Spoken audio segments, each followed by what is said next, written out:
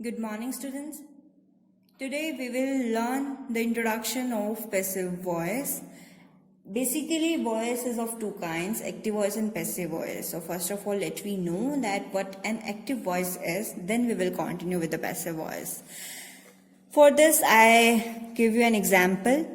For example, Lakshay reads a newspaper. Lakshay is a subject, reads is a verb, newspaper is an object. So when a sentence has a subject, a verb and an object, then that is known as active voice. अगर हमारे पास बेटे पहले subject आता है, then verb, then object, और simple sentence है, अपनी बात सिंपली बोल रहे हैं, then that is an active voice. वहीं अगर हम इसको कन्वर्ट करें पैसिव में, तो हम क्या करेंगे? A newspaper is read by लक्ष्य, यानी कि न्यूज़पेपर लक्ष्य द्वारा पढ़ा जाता है. तो यहाँ पे क्या हो गया? ऑब्जेक्ट हमारे पास पहले आ गया, वर्ब एज इट इज है, वर्ब बीच में है एंड सब्जेक्ट जो हमारा लास्ट में चला गया, then that is a passive voice. चलिए वर्कशीट 1 स्टार्ट करते हैं, आपको और क्लियर होगा. वर्कशीट 1 में है read the following sentences, identify the subject in each sentence and right it in the table below. आपके पास कुछ सेंटेंसेस गिवन है और नीचे टेबल बनी है जिसमें लिखा है सेंटेंस नंबर और सब्जेक्ट. आपको देखना, Naini Palkhivala has fought several lawsuits. Nanny was respected by his classmates. The extempore speech excited him. Nanny had just given his first public speech. Nanny was always encouraged by his father. All difficulties were overcome with patience by Nanny. देखो बच्चे, इनमें कुछ sentences ऐसे हैं जिनमें subject पहले है, then verb है, देन ऑब्जेक्ट है. सो बेसिकली वो इनके सब्जेक्ट्स को आपसे पूछना चाह रहे हैं. सो फर्स्ट में क्या सब्जेक्ट हो जाएगा? नैनी पालकीवाला. सेकंड में क्या हो जाएगा? Naini was respected by his classmates. So यहाँ पे क्या है? सब्जेक्ट नैनी. ठीक है, अभी क्या हो जाएगा? The extempore speech excited him. किसने उन्हें एक्साइट किया? स्पीच ने.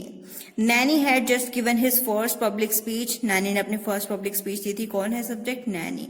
Naini was always encourage by his father. Naini को इनकरेज कौन करता था? उनके फादर. पैसिव वॉइस की फॉर्म में बेसिकली यहाँ पे Naini was always encourage by his father. So यहाँ पे सब्जेक्ट होना चाहिए हमारे पास father, because father encourage Naini. ठीक है, all difficulties were overcome with patience. अब यहाँ पे ये गलत लिखे हैं, लाइक यहाँ पे पेशेंस नहीं है subject. Difficulties were overcome with patience by Naini है ना. So Naini is the subject, because Naini जो थी, नैनी जो पर्सन रहे हैं, वो डिफिकल्टीज से ओवरकम होते थे with his patience.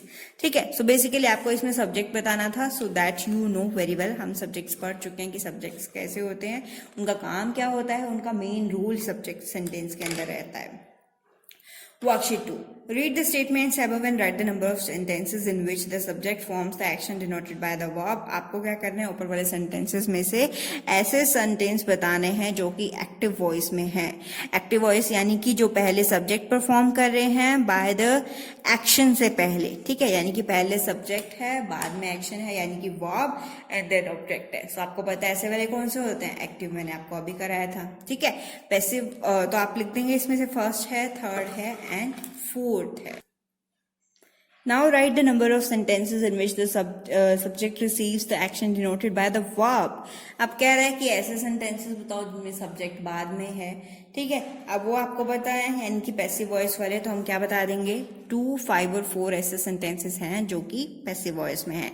So group A sentences are in active voice and group B sentences are in passive voice. Worksheet 3. What is done and by whom?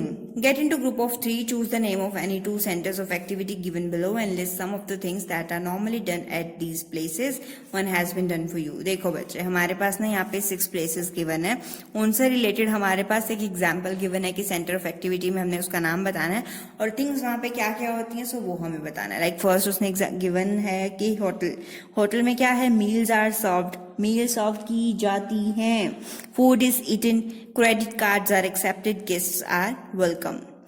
Centre of activity, अभी हमें इन 6 में से 5 में से कोई और उठाना है. सो इन्होंने थिएटर उठाया, तो theatre is very big, it is very neat and clean, it has so many seats, it has a big screen where we all can enjoy our movies. So आप कुछ भी बना सकते हैं, दैट डजंट मीन कि आपको यही copy करना है.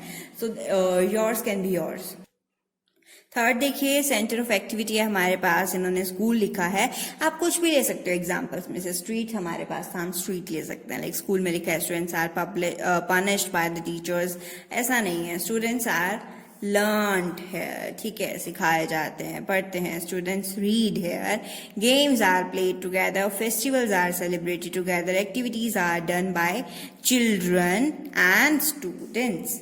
ओके, सो आपको उसके रिगार्डिंग कुछ पॉइंट्स लिखने हैं। वर्कशीट 4 है द पैसिव इन हेडलाइंस। अच्छा देखो, आपको पता है हम न्यूज़पेपर पढ़ते हैं या हम न्यूज़ देखते हैं, हेडलाइंस देखते हैं। सो हमारे पास क्या होती हैं, वो शॉर्टकट में होती है ना, हमारे पास वो घुमा फिरा के या बड़ी नहीं होती, उनमें ग्रामेटिकल चेक नहीं किया जाता। सो वही आपको बोल रहा है कि एज अ हेडलाइन आपको इनको शॉर्ट करके लिखना है हमारे पास ये बड़ी फॉर्म में। तो उसके लिए वो कह रहे हैं कि आप रिमूव कर दो ए एंड द, को, हैज, इज, सम एटसेट्रा, जिनके नीड नहीं है। बेसिकली आप बेसिक ग्रामर्स को रिमूव करके एक सिंपल छोटी हेडलाइन को कन्वर्ट करो। फर्स्ट है हमारे पास, man has been struck by lightning in the woodland. Simple छोटा। मैन स्ट्रक मतलब मीनिंग वही बनना चाहिए। मैन स्ट्रक, मैन फंस गया। बाय लाइटनिंग मतलब लाइटनिंग आपको पता है आंधी तूफान और बिजली कड़कना। इन वुडलैंड अपना जंगलों में फंस गया वो। So the meaning is same from this and meaning is same from this. The police have Busted a fake degree racket. अब यहाँ पे द हटा दो, पुलिस हैव हटा दो, busted fake degree racket, that's enough. Third है, Sania Mirza has been honoured with the Rajiv Gandhi Khel Ratna पुरस्कार। सानिया मिर्जा, अब हैज बीन नहीं, यहाँ पे हम वॉज कर सकते हैं, वॉज ऑनर्ड, क्योंकि उसको मिला था, उन्होंने थोड़ी ऑनर किया था विद द राजीव गांधी खेल रत्न पुरस्कार। Activities of the band PWG blew up a petrol station. Activities of band PWG blew up petrol station. यहाँ से द हटा दो, यहाँ से ए हटा दो। सो बेसिकली सिंपली हमें यही करना है कि इन्हें सबसे सिंपल में कन्वर्ट करना है, ठीक है। सो अब आप ये 3 सेंटेंसेस अपने आप इन्हें शॉर्ट करके लिखोगे। वर्कशीट 5 पे आता है द पैसिव इन नोटिसेस, ठीक है। अभी आपको क्या गिवन है, क्रेडिट कार्ड्स एक्सेप्टेड हेयर। आपको ये पैसिव में गिवन है, आपको इन्हें एक्टिव में कन्वर्ट करना है। जैसे कि credit cards are accepted here, आपको इनको बोल देना है we accept credit cards. Automobile repair work undertaken, we undertake automobile repair work. Part time teachers required, we require teachers for part time job. Like ये हमारे पास छोटे थे, हमें बड़े थे छोटा करना था, यहाँ पे हमारे पास अभी छोटे हैं, then we are keeping it long. और painting and cookery classes held on Sunday. All the Sundays will be painting and cookery classes. Okay, so आपको भी क्या करना है, आपके पास से पैसिव में गिवन है, आपको इनको एक्टिव में कन्वर्ट करना है। वर्कशीट 6 देखो बच्चे, गेट इनटू ग्रुप ऑफ 4।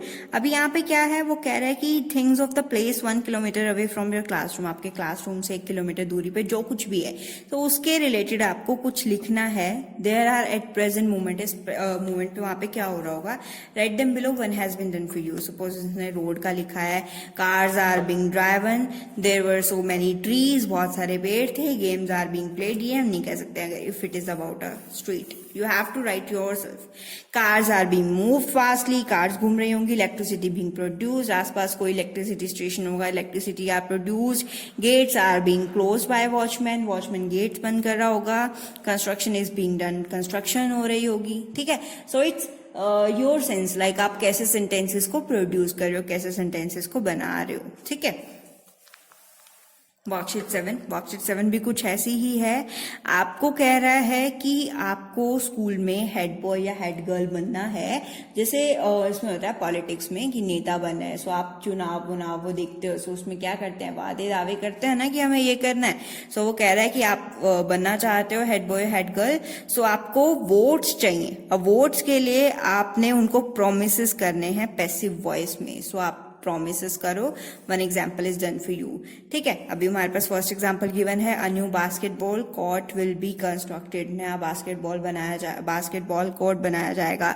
और कुछ भी स्कूल से रिलेटेड, जरूरी नहीं है आपको ये लिखना है, स्कूल से रिलेटेड आप कुछ भी लिखो। Like a new cricket ground will be constructed, the washrooms will be clean, discipline will be maintained in the school, buses will be cleaned, a library will be constructed, all the staff shall be respected, all the students shall be respected, and कुछ भी आप लिख सकते हो school से related, like आप school के head boy या हेड गर्ल बनना चाहते हो ना, कुछ भी, like I will take your points to the principal ma'am, कुछ भी, आई टेक योर प्रॉब्लम्स, जो भी है, I solve your every problem.